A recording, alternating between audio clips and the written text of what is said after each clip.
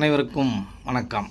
ஒரு அன்பர் இந்த கேள்வியை கேட்டிருக்காரு. என்ன அப்படின்னா, ஒரு சித்த வித்தியார்த்தி அன்பர் ஒரு பதிவை போட்டிருக்காரு. ஒரு மீட்டிங்கில் பேசினார். என்ன அப்படின்னா, தூக்கம் எப்படி வருது அப்படின்னு நீங்கள் கண்டுபிடிச்சிட்டிங்கன்னா ஞானி ஆகிடலாம் அப்படின்னு சொல்கிறாரு.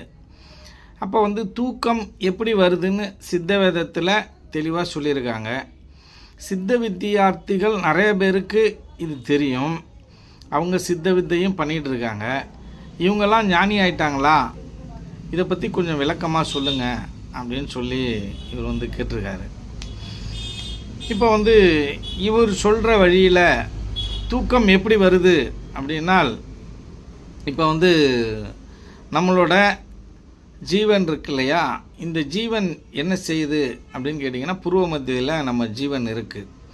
இந்த ஜீவன் மனதின் வழியாக வெளியே வருது. அந்த மனம் எங்கே இருக்குது? இரவில் தூக்கத்தில் பார்த்தீங்கன்னா ஜீவனுக்குள்ள மனம் ஒடுங்கி இருக்குது.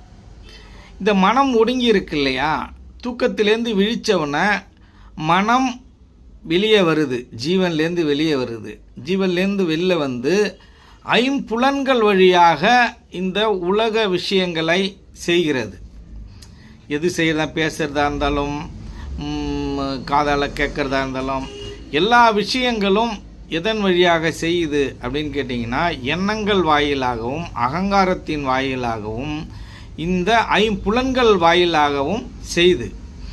இப்போ இந்த தூக்கத்தில் என்ன நடக்குது அப்படின்னு கேட்டிங்கன்னா, இந்த ஐம்புலன்கள் ஒடுங்கப்படுகிறது. அகங்காரத்துக்குள்ளார போகுது, அகங்காரம் மனசுக்குள்ளார போகுது.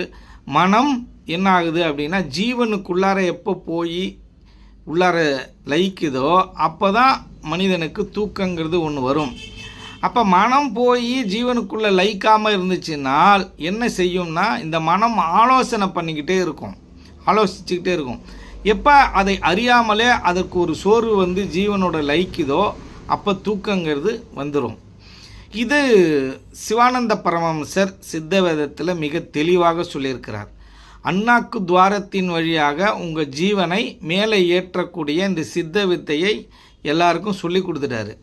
எல்லாருக்கும் தூக்கம் எப்படி வருதுன்னு இப்போ தெரிஞ்சிடுச்சு. அண்ணாக்கும் துவாரத்தின் வழியாக மேலே ஏறுனா சமாதி நிலையை அடையலாம், தன்னை உணரலாம் தெரிஞ்சிடுச்சு. ஆனால் தெரிஞ்சவங்க அத்தனை பேர் ஞானி ஆகிட்டாங்களா அப்படின்னு பார்த்தீங்கன்னா ஒருத்தரும் ஞானி ஆகலை. இப்போ அப்படி இருக்கும் பொழுது இவர் தூக்கம் எப்படி நடக்குதுன்னு தெரிஞ்சிட்டா அவன் ஞானி ஆகிடலாம் அப்படின்னு இவர் எப்படி சொல்லலாம் அப்படின்னால், இதெல்லாம் ஒரு மேடை பேச்சுக்காக சொல்வது. இதெல்லாம் நம்ப வேண்டாம். ஏன்னு கேட்டிங்க